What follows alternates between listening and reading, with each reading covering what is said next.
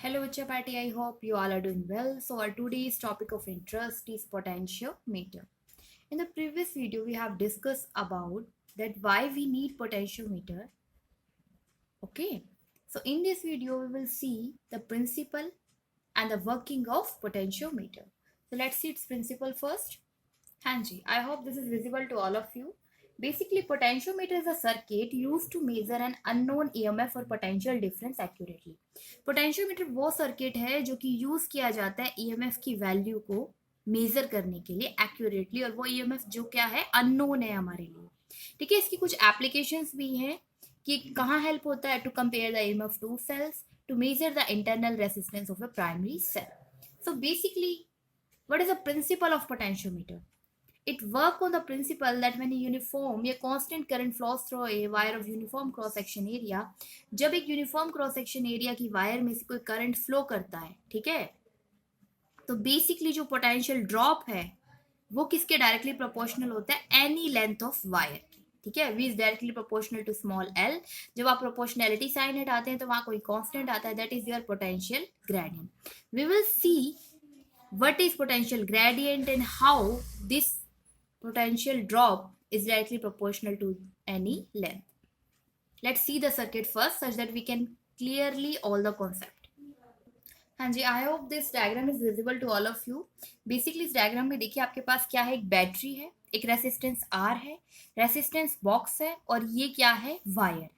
ठीक है, ये जो रेसिस्टेंस इसका है, रेसिस्टेंस का which is small R. Resistance box से हम कोई भी रेसिस्टेंस कैपिटल आर ले सकते हैं, और ये हमारे पास वायर है जिसका यूनिफॉर्म क्रॉस सेक्शन एरिया है, और इस वायर का रेसिस्टेंस भी है. ठीक है, और ये वायर किसकी बनी है? मैग्नीम या फिर कॉन्स्टेंटन अलॉय की. क्यों? क्योंकि वो क्या होते हैं, उन पे हीट का ज्यादा इफेक्ट नहीं होता, वो रेसिस्टिविटी को क्या करते हैं, स्टॉप करते हैं. ठीक है, मैग्नीशियम और मैग्नीन और कॉन्स्टेंटिन की जो रेसिस्टेंस है वो टेम्परेचर के बढ़ने के साथ ज्यादा चेंज नहीं होती है. यही एक फैक्टर है कि हम जो वायर है वो मैग्नीन या कॉन्स्टेंटिन की लेते हैं, प्रेफर करते हैं. हाँ जी, बहुत इंपॉर्टेंट और मेजर थिंग यहाँ पे ये है, ये जो आपको ईएमएफ या बैटरी दिखाई दे रही है, देखो हमने अभी देखा था कि पोटेंशियोमीटर क्या होता है, जो कि अननोन ईएमएफ को मेजर करने के लिए यूज किया जाता है, एक्यूरेटली मेजर करने के लिए. लेकिन ये वाला ईएमएफ नहीं है जो अपने हमें मेजर करना है, ये हमारी ऑक्सिलरी बैटरी है या मेन बैटरी है जो कि सर्किट में करंट को क्या करेगी, फ्लो कराएगी. ठीक है, हेल्प करेगी करंट के फ्लो होने में. ठीक है, हम अभी नेक्स्ट जो बैटरी लगाएंगे ये तो हमारे पास नोन है, जैसे आप कोई भी बैटरी लगा रहे हैं आपको पता है कि हाँ इसकी वोल्टेज 20 है, 30 है, 40 है. अब अननोन को क्या देखना है ना हमें, तो अभी हम आपको दिखाएंगे कि कैसे हम इस एक सर्किट में एक अननोन बैटरी लगाएंगे. एक और चीज देखिए कि यहाँ पे कहीं पे भी जंक्शन नहीं है फर्स्ट ऑफ ऑल. ठीक है, क्योंकि वोल्ट मीटर और पोटेंशियोमीटर के डिफरेंस में जहां पे हमने देखा तो वहां पे क्या आ रहा था वोल्ट मीटर के केस में, कि वहां पे जंक्शन आ रहा था जहां करंट डिवाइड हो रहा था. यहाँ पे देखो सब कुछ किस में कनेक्टेड है, सीरीज में, एक ही लाइन में कनेक्टेड. क्लियर है इतना? हाँ जी, वन मोर थिंग, इस कंप्लीट वायर की लेंथ क्या है, कैपिटल एल, और इस वायर पे हमने कोई पॉइंट ले लिया, जैसे सी पॉइंट ले लिया, इसकी लेंथ कितनी है, स्मॉल है. ठीक है, हाँ जी बच्चों पार्टी देखिए, तो बेसिकली अब हम डिस्कस करने वाले हैं, जैसे हमने एक वायर ली थी उसका रेसिस्टेंस क्या है, आर है. अब हम ले रहे हैं एक नया factor, resistance per unit length. देखिए, रेसिस्टेंस पर यूनिट लेंथ मतलब ये जो वायर के अंदर जो रेसिस्टेंस है वो resistance divided by its length, R divided by L, जो एक नई क्वांटिटी बन रही है. ठीक है, जिसे हमने रो से रिप्रेजेंट किया है. बस आपको एक चीज माइंड में रखनी है, that it is not resistivity, जो हमने इससे पहले पढ़ा था ना, जब एक रेसिस्टेंस का एक्सप्रेशन लेते थे R is equal to rho L by A, तो ये वो वाली रेसिस्टिविटी नहीं है, ये नॉर्मल कोई फैक्टर है, रेसिस्टेंस पर यूनिट लेंथ, जैसे हम कोई भी नई क्वांटिटी लेके चल रहे हैं. यही हमने लिखा है, it is not resistivity, it is the only factor telling resistance per unit length. तो ये जो आर रेसिस्टेंस है, अभी हमने आपको बताया कि हमने किसकी ली थी, कंप्लीट वायर की ली थी, और कंप्लीट वायर की ली थी तो हम इसे क्या लिख लेंगे, आर ए बी. ठीक है, तो आर ए बी किसके इक्वल हो जाएगा, रो इनटू में कंप्लीट वायर की लेंथ क्या हो जाएगी, एल. ठीक है, अब उस पूरे सर्किट में से करंट कितना होगा, हम क्या लगाने वाले हैं यहाँ पे, ओम्स लॉ. ओम्स लॉ की स्टेटमेंट क्या होती है, V is equal to I R, तो करंट क्या हो जाएगा, V बाई आर. V मतलब वोल्टेज. अब देखो उस पूरे सर्किट में कितनी वोल्टेज है और कितना रेसिस्टेंस है, लेट्स सी. हाँ जी बच्चा देखिए, तो इस पूरे सर्किट में कितना रेसिस्टेंस है और कितनी आपके पास क्या है, वोल्टेज। वोल्टेज तो बेसिकली जो इसमें करंट फ्लो करा रही है वो ये ईएमएफ ही है, तो वोल्टेज हमारी कितनी होगी, वोल्टेज होगी हमारी ई। क्लियर है इतना? हाँ जी, अब देखिए इस पूरे सर्किट में रेसिस्टेंस कितना होगा। अगर इस पूरे सर्किट के रेसिस्टेंस के बारे में मैं बात करूं कि इस पूरे सर्किट में रेसिस्टेंस कितना है, तो बेसिकली देखिए रेसिस्टेंस कितना, ये स्मॉल आर भी है और ये सारे के सारे रेसिस्टेंस क्या है, सीरीज में है। ये रेसिस्टेंस बॉक्स का रेसिस्टेंस कैपिटल आर ले लिया कि कुछ ना कुछ तो होगा, प्लस में अब इस पूरी लेंथ का हमने क्या निकाला था, रेसिस्टेंस अभी निकाला था यहाँ पे रो, क्योंकि हमने ये देखा था दैट रेसिस्टिविटी नहीं, ये रेसिस्टेंस पर यूनिट लेंथ है। ठीक है, बार बार बोल रही हूँ, रेसिस्टिविटी नहीं है, रेसिस्टेंस पर यूनिट लेंथ है। दैट इज इस पूरी वायर का resistance R A B upon में लेंथ, इस टोटल लेंथ एल। तो ये जो आर ए बी मैं यहाँ लिख दूं आर ए बी। ठीक है, अब इसको कैसे पुट कर सकते हैं, देखिए रेसिस्टेंस की जगह रेसिस्टेंस रखिए, कैपिटल आर रेसिस्टेंस बॉक्स वाला रेसिस्टेंस है, और इस आर ए बी की जगह हम क्या रख सकते हैं, प्लस में रो इंटू एल। तो ये आपके पास टोटल रेसिस्टेंस आ गया और ये आपके पास कितनी है, वोल्टेज।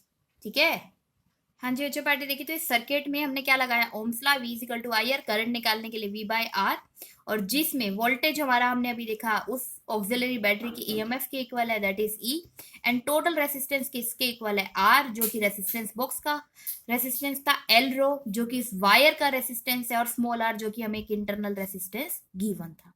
ठीक है, तो ये हमारे पास करंट आ गया कंप्लीट सर्किट के थ्रू। अब अगर हम पोटेंशियल डिफरेंस निकालना चाहते हैं बिटवीन पॉइंट ए एंड सी, हाँ जी बच्चा पार्टी देखिए, वापस से हम आपको प्रिंसिपल के ऊपर लेके आए हैं। क्यों? क्योंकि यहाँ पे एक बहुत इंपॉर्टेंट बात है, that potential drop across any length of wire is directly proportional to the length. Basically जो पोटेंशियल ड्रॉप ये बता रहे हैं वो कितनी भी लेंथ ऑफ वायर के लिए बता रहे हैं। ठीक है, कि जो पोटेंशियल ड्रॉप है वो डायरेक्टली प्रोपोर्शनल होएगा एनी लेंथ ऑफ वायर। इन्होंने ये नहीं कहा है कि कंप्लीटली लेंथ ऑफ वायर। ठीक है, क्योंकि हमें इस प्रिंसिपल को क्या करना है, जस्टिफाई करना है, इसीलिए हम उस कंप्लीट वायर की लेंथ ना लेते हुए उसकी कुछ भी लेंथ ले रहे हैं। कुछ भी लेंथ का मतलब है उस वायर में से कोई एक हमने पॉइंट ले लिया, जैसे अभी हम आपको शो करके दिखाएंगे, पॉइंट सी ले लिया, तो उसकी लेंथ स्मॉल एल है। तो अब हमें ये प्रूफ करके दिखाना है कि दैट पोटेंशियल डिफरेंस या voltage is directly proportional to any length of wire. हाँ जी बच्चा पार्टी देखिए, I hope it is visible to all of you. तो बेसिकली यही बता रही हूँ कि अब प्रिंसिपल ने ये नहीं कहा था कि कंप्लीटली लेंथ ऑफ वायर लेनी है, प्रिंसिपल ने ये कहा था आपको any length of wire. Any length of wire जैसे आपने यहाँ पे ले ली, तो कैसे ले ली, ए से सी ले ली। ए से सी का मतलब क्या, हमने कोई भी पॉइंट ले लिया, हाँ भाई इतने में वोल्टेज ड्रॉप बताओ, क्या वो इस एल के प्रोपोर्शनल है, इस लेंथ ऑफ वायर के, या नहीं। अब ये हम शो करने वाले हैं। तो देखिए voltage drop across the point A to C, A से सी के बीच में वोल्टेज ड्रॉप देखेंगे हम। हाँ जी बच्चे पार्टी देखिए, I hope this is visible to you. तो बेसिकली पोटेंशियल डिफरेंस हमने अब पॉइंट्स ले लिया ए से सी के बीच में, तो वापिस से हमने क्या लगाया, ओम्स लॉ, लेकिन हम डिनोट कर रहे हैं कि वोल्टेज हम कहां से ले रहे हैं, ए से सी, आई इंटू आर। देखो करंट कभी भी किसी भी सर्किट में ये नहीं होता कि ए से सी पॉइंट के बीच में, बी से सी पॉइंट के बीच में, करंट पूरे सर्किट में सेम ही रहता है। ठीक है, क्योंकि सीरीज का सर्किट हमने लिया है, तो करंट क्या होगा, कंप्लीटली सर्किट का करंट। ठीक है, अब देखिए VAC की वैल्यू इज इक्वल टू आई आप रखिए, करंट रखिए पूरे सर्किट का, भी हमने कैलकुलेट किया था इससे पहले। हाँ जी देखिए, करंट थ्रू द सर्किट हमने कैलकुलेट किया था, कंप्लीटली करंट, जिसकी वैल्यू क्या थी, E अपॉन में R प्लस में एल रो प्लस में स्मॉल r। तो यही वैल्यू हमने यहाँ पुट कर दी है। अब देखिए हमने रखना है RAC, जैसे हमने यहाँ पे कैलकुलेट करके आपको बताया था RAB इससे पहले। हाँ जी बच्चा पार्टी देखिए, तो इससे पहले जो हमने RAB निकाला था कंप्लीटली लेंथ के लिए, तो क्या वैल्यू आई थी, रो इंटू कंप्लीट लेंथ। ठीक है, उस वायर की कैपिटल एल थी। अब हमें ए से सी के लिए निकालना है, तो रो तो रेसिस्टेंस पर यूनिट लेंथ तो एक फैक्टर है, लेकिन कैपिटल एल के लिए क्या हो जाएगा, अब जो पॉइंट्स आपने लिया वहां तक की लेंथ कितनी है, देखो सर्किट में स्मॉल एल है, इसीलिए हम यहाँ पे क्या लिख लेंगे, रो इंटू स्मॉल एल। हाँ जी देखो बच्चे, जो आप पॉइंट आप ले रहे हो ए से सी, इसकी लेंथ कितनी है, स्मॉल एल। पहले कंप्लीट की लेंथ थी कैपिटल एल, लेकिन इसकी एल कितनी है, स्मॉल एल। हाँ जी बच्चे देखिए, तो only because of this reason हमने क्या किया, यहाँ पे पुट कर दिया RAC की जगह रो इनटू में स्मॉल एल। अब आप यहाँ पे देखिए ईएमएफ भी बैटरी का, क्योंकि हमने क्या कहा, ऑक्सिलरी बैटरी जिसका ईएमएफ हमें पता है, ये वो नहीं है जो कैलकुलेट करना है, अभी वो हम अभी देखेंगे नेक्स्ट। तो हाँ जी, रेसिस्टेंस बॉक्स से हम नॉन रेसिस्टेंस निकालते हैं, कि हमें पता है कि हम 10 ओम का निकाल रहे हैं, 20 ओम का निकाल रहे हैं, तो हमारी नॉन वैल्यू है। अब कैपिटल लेंथ आप जो भी वायर ले उसकी लेंथ को मेजर कर सकते हो, कंप्लीट एल। रो एक फैक्टर है ओनली, आर इंटरनल रेसिस्टेंस आपको पता है, ये रो फिर से फैक्टर है, देखो इनमें से वेरिएबल क्या है, ये स्मॉल एल, ठीक है, डिजायर्ड पॉइंट। तो बेसिकली ये पूरा का पूरा पोटेंशियल किसके प्रोपोर्शनल है, स्मॉल एल के। बाकी सब क्या हो जाएगा, कांस्टेंट। इस पूरे कांस्टेंट को हम नाम दे देते हैं बेटा, कई जगह पे तो आपको के लिखा हुआ मिलेगा, कई जगह पे आपको इस के की जगह रो सिग्मा भी लिखा हुआ मिल सकता है, दोनों एक ही बात है, ठीक है, जिसको हम बोलते हैं क्या है, पोटेंशियल ग्रेडियंट। ठीक है, तो आपके पास क्या आ जाएगा, प्रोपोर्शनलिटी साइन हटाओगे, काफी जगह आपको सिग्मा लिखा हुआ मिलता है, काफी जगह आपको के लिखा हुआ मिलता है, तो आपको कोई भी मिल सकता है। ठीक है, एनसीईआरटी में, प्रदीप में, आप काफी सारी बुक्स ओपन करेंगे तो उसमें डिफरेंट डिफरेंट सिंबल्स हो सकते हैं, बस ध्यान रखना कि होता क्या है, पोटेंशियल ग्रेडियंट। अच्छा, अब नया पॉइंट आ गया। अब यहाँ से आप देखो कि मैम हमें इसकी के की, मान लो अगर हमने के ही लिया है या सिग्मा ही लिया है, तो इसकी वैल्यू बताओ कैसे रखें। तो के क्या हो जाएगा यहाँ से, V divided by L, V AC ले लो अगर एसी है तो। बेसिकली अब बताओ कि पोटेंशियल ग्रेडियंट होता क्या है, क्लियर है। देखो इसने प्रिंसिपल को जस्टिफाई कर दिया, एनी ड्रॉप लेंथ के लिए वोल्टेज ड्रॉप किसके प्रोपोर्शनल है, एनी लेंथ। ठीक है, ए से सी के बीच में वोल्टेज भी किसके प्रोपोर्शनल आया, ए से सी की लेंथ के ही तो प्रोपोर्शनल आया। तो हमने इस तरीके से जो प्रिंसिपल लिखा था उसको जस्टिफाई कर दिया। ठीक है, अभी हम चेक करते हैं कि पोटेंशियल ग्रेडियंट क्या होता है, उसके बाद हम आपको किसी भी बैटरी का ईएमएफ, जो कि पोटेंशियोमीटर कहता है कि अननोन बैटरी के ईएमएफ को कैलकुलेट कर सकता है, वो करके दिखाएंगे। हाँ जी बच्चों, पार्टी देखिए। तो बेसिकली के अभी मैंने आपको बताया, that is equal to V A C divided by L, जो के को बोलते हैं कि हम पोटेंशियल ग्रेडियंट, के भी मिल सकता है और काफी जगह आपको ये सिग्मा लिखा हुआ मिल सकता है, दोनों की एक ही बात है। तो बेसिकली इसका मतलब क्या हुआ, के बताता क्या है, की टेल्स अस पर मीटर के गैप में कितना पोटेंशियल डिफरेंस का ड्रॉप आया। देखिए समझिए, जैसे मैंने एग्जांपल के लिए यहाँ पे 0.2 वोल्ट पर सेंटीमीटर लिख दिया, ठीक है, जिस भी आपको मेजरमेंट में गिवन है आप उसके अकॉर्डिंग चाहिए, तो आप ये देखोगे कि 0.2 वोल्ट का, ठीक है, डिफरेंस आता जाएगा, गैप आता जाएगा, वोल्टेज ड्रॉप होता जाएगा, घटती जाएगी वोल्टेज, जैसे जैसे वो 1 सेंटीमीटर क्या करेगी, पीछे जाएगी। जैसे मान लीजिए यहाँ पे शुरू में क्या है, 1 सेंटीमीटर पे 10 वोल्ट है, 2 सेंटीमीटर पे हो गया, देखिए 10 में से सब्ट्रैक्ट करिए 0.2, कितना हो जाएगा, 9.8। 3 पे कितना हो गया, फिर 0.2 सब्ट्रैक्ट करिए, कितना हो जाएगा, 9.6। फिर 4 पे कितना हो जाएगा, 9.4। फिर 5 पे कितना हो जाएगा, 9.2। 6 पे कितना हो जाएगा, 9। 7 पे कितना हो जाएगा, 8.8। 8 पे कितना हो जाएगा, 8.6। 9 पे कितना हो जाएगा, 8.4। ठीक है, अब आप 10 पे कितना हो जाएगा यहाँ पे, क्योंकि आपके पास ऐसे सेंटीमीटर आप इंक्रीज करते जा रहे हैं, 8.2। तो आप देखिए हर मीटर के 1 से 2, 2 से 3, 3 से 4, 4 से 5, हम एक एक मीटर क्या सेंटीमीटर क्या हो रहे हैं, आगे की तरफ इंक्रीज कर रहे हैं, और जैसे एक एक सेंटीमीटर जा रहे हैं पोटेंशियल ड्रॉप कितना बढ़ता जा रहा है, 0.2 का होता जा रहा है। तो 10 से 2 0.2 घट के कितना हो गया, 9.8। फिर 0.2 फिर डिक्रीज हो रहा है, फिर 9.6 हो गया, फिर 0.2 डिक्रीज हो रहा है, 9.4 होगा। तो this is known to be your potential gradient. हाँ जी बच्चे देखिए, तो अभी हमने पोटेंशियल ग्रेडियंट देख लिया, क्या होता है, tells us how much potential drop occur in every metre gap. Basically अब देखिए, as we know the value of K, ठीक है, के की वैल्यू हमें पता है क्योंकि अभी हमने देखा है कांस्टेंट ही है, और हमें ये भी पता लग गया था कि say that V is directly proportional to, हमने देखा था क्या था, एल था, and V is equal to proportionality sign हटाया, दैट इज के एल। तो अब हम के क्या वैल्यू हमें पता है, एल हम चेंज कर सकते हैं, इसीलिए now we perform the practical. ठीक है, अभी हम प्रैक्टिकल करेंगे to know the value of EMF of battery. अब देखेंगे हम प्रैक्टिकल करके कि किस तरीके से हम किसी भी बैटरी की ईएमएफ को क्या कर सकते हैं, कैलकुलेट कर सकते हैं। क्लियर है इतना? हाँ जी, लेट्स सी। कई जगह पे आपको एक के भी मिल सकता है और काफी जगह पे सिग्मा भी लिखा हुआ मिल सकता है, तो डोंट फॉरगेट, ऐसा मत देखना के ही है या सिग्मा है, दोनों का मीनिंग क्या है, पोटेंशियल ग्रेडियंट ही है। क्लियर है? सिंबलाइजेशन अलग अलग हो जाती है बुक्स के अकॉर्डिंग, मीनिंग नहीं चेंज होगा। Let's see.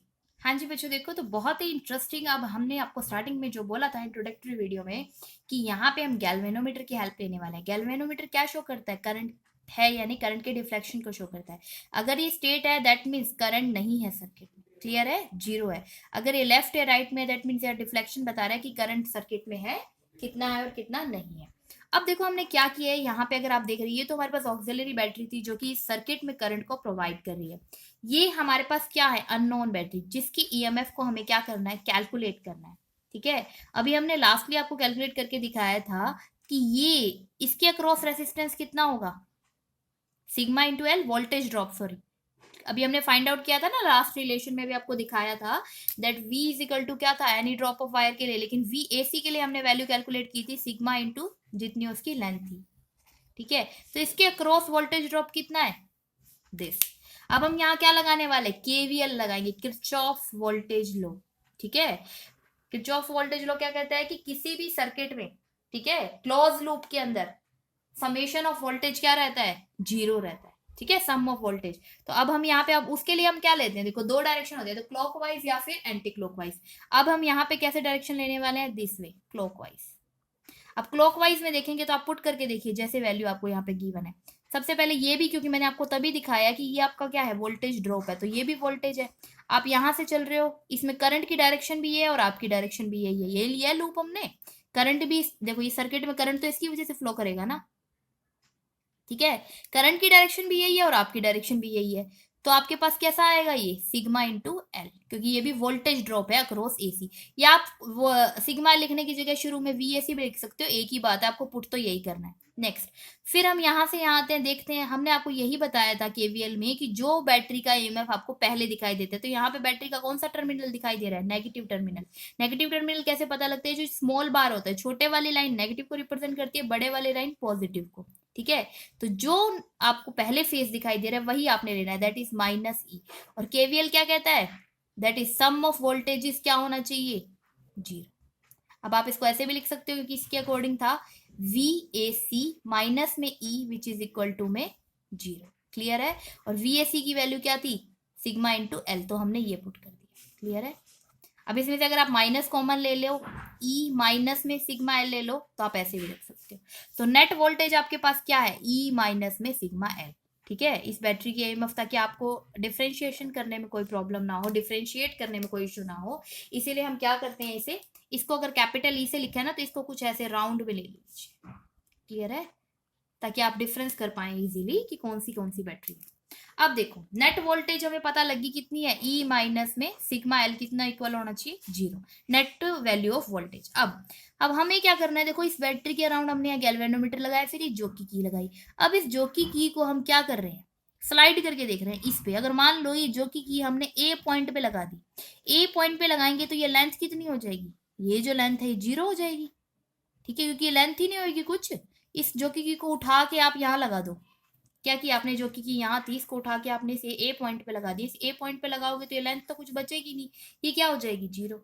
और एल जीरो हो जाएगा तो कितना बचेगा, देखो, हाँ जी देखो, एल की वैल्यू अगर जीरो होगी तो नेट वैल्यू क्या होगी, ई माइनस में sigma into zero which is equal to E. तो नेट वैल्यू किसके इक्वल होगी, इस ई के।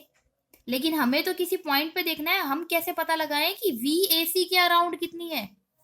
ठीक है, क्योंकि हमें ये पता है ई माइनस सिग्मा एल किसके इक्वल होता है, जीरो होता है, हमें तो ये पता है ना। क्लियर है, ये तो ई की वैल्यू तो नहीं पता लगी अब हमें, इस ईएमएफ कितना है इस बैटरी का। तो इसके लिए हमने क्या किया, जैसे शुरू में ही है, इसको जीरो पे लगाया, फिर हमने इसको धीरे धीरे धीरे धीरे, ये तो हमने देखो आपको कैलकुलेट करके बताया कि ये होता है। ठीक है, कैसे होता है अब ये देख रहे हैं।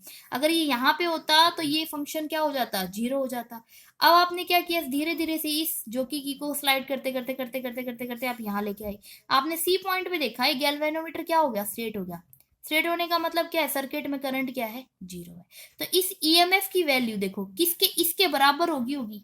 बराबर होने का मतलब क्या है, यहाँ से भी एक ईएमएफ है, इस ऊपर जा एक ईएमएफ यहाँ से, एक ईएमएफ यहाँ से है, जो दोनों साइड से बराबर ईएमएफ हो। ठीक है, तो क्या हो जाता है, करंट सर्किट में खत्म हो जाएगा। तो यही हमने वैल्यू देखी है कि डिफ्लेक्शन, अब गैल्वेनोमीटर में डिफ्लेक्शन होगा कब, जीरो ना। गैल्वेनोमीटर करंट बताता है, कब जीरो होएगा, जब करंट होगा ही नहीं सर्किट में। ठीक है, और करंट नहीं होगा सर्किट में, दैट मीन्स ई किसके इक्वल हो गया, ई माइनस सिग्मा एल के। तो यहां से E minus sigma L equal to zero, तो ईएमएफ की वैल्यू कितनी आ गई, सिग्मा इंटू एल। सिग्मा कोई कांस्टेंट वैल्यू थी जो हमने अभी देखा, तो ये हम कैलकुलेट कर सकते हैं। और लेंथ आपने अभी जो स्लाइड की है, इससे आपको पता लगी है लेंथ कितनी है। तो इस तरीके से जो अननोन बैटरी था उसका ईएमएफ आपको पता लग गया। हाँ जी बच्चों पार्टी, देखिए E is equal to sigma L वाले पॉइंट को और अच्छे से क्लियर करने के लिए मैंने कुछ सर्किट्स रखे हैं। ठीक है, बनाने नहीं है चाहे आपको एग्जाम में, बट आप समझिए इसे कैसे हैं। देखो उसमें भी क्या था, हमने सर्किट में देखा था, दो बैटरी थी, एक ऊपर ए से सी के बीच में वोल्टेज, एक आपने जो बैटरी कैलकुलेट करनी थी उसका ईएमएफ। यहाँ पे देखो मैंने आपको सर्किट में ना दो बैटरीज लगा के दिखाई है। अब आपको सिर्फ ये शो करने के लिए, एक ऊपर 12 वोल्ट है, नीचे 16 वोल्ट। 12 और 16 में गैल्वेनोमीटर कहाँ डिफ्लेक्शन शो करेगा, जिस तरफ करंट ज्यादा होगा। अब 12 बड़ा है या 16, 16 की वैल्यू ग्रेटर है, तो इसका डिफ्लेक्शन कहाँ होगा, इस तरफ गैल्वेनोमीटर का। इसीलिए हमने ये सिंबल लगाया इस तरफ। अब आप दूसरा सर्किट देखिए, यहां हमने नीचे रखा है 10 और ऊपर रखा है 12। तो करंट कहाँ फ्लो करेगा? ज्यादा वाले की तरफ, क्योंकि अब 12 में से देखो 10 तो कैंसिल ही कर रहा है, ठीक है। तो कहां जाएगा ये? ऊपर की तरफ। मतलब इस गैल्वेनोमीटर का डिफ्लेक्शन कहां होगा? 12 वाले की तरफ। लेकिन अगर आप देखो, आपने ऊपर नीचे बराबर वोल्टेज लगा दी, यहां भी 12 है, यहां भी 12 है, तो गैल्वेनोमीटर का करंट कहीं नहीं जाएगा। वो क्या हो जाएगा? स्ट्रेट। कोई भी करंट शो नहीं करेगा ये, ठीक है। क्यों नहीं शो करेगा? क्योंकि 12 वोल्ट ही अबव है, 12 वोल्ट ही नीचे है। उतना ही पोटेंशियल ऊपर है, उतना ही पोटेंशियल नीचे। तो गैल्वेनोमीटर कोई भी करंट को शो नहीं करेगा। यही एक चीज हमने यहाँ पीछे आपको बैकवर्डली यूज की है, ठीक है। कि ये आपके पास नेट वोल्टेज आपको पता थी कितनी होती है, ई माइनस में सिग्मा एल किसके इक्वल होता है? 0, ठीक है। या नॉर्मली अगर आप ये भी ना सोचो तो किस तरीके से सोचो, आपके पास दो बैटरीज लगी थी, नीचे आपके पास ईएमएफ ई है और ऊपर वाली बैटरी के लिए हमने आपको बोला दैट सिग्मा एल इसकी वोल्टेज है। ये दोनों गैल्वेनोमीटर 0 डिफ्लेक्शन शो कर रहा है, तो ये ही किसके इक्वल हो जाएगा? सिग्मा एल के। देखिए पीछे दोबारा, पहले ये पॉइंट क्लियर है कि 12 वोल्ट और 12 वोल्ट जब दोनों बराबर होते हैं तभी गैल्वेनोमीटर क्या शो करता है? 0 डिफ्लेक्शन, ठीक है। वो किसी भी तरफ क्या होगा? डाइवर्ट नहीं होगा, ना तो राइट में ना ही लेफ्ट में। हाँ जी बच्चा देखिए, तो यहाँ पे भी देखो गैल्वेनोमीटर क्या शो कर रहा है? 0 डिफ्लेक्शन, ना राइट में ना लेफ्ट में।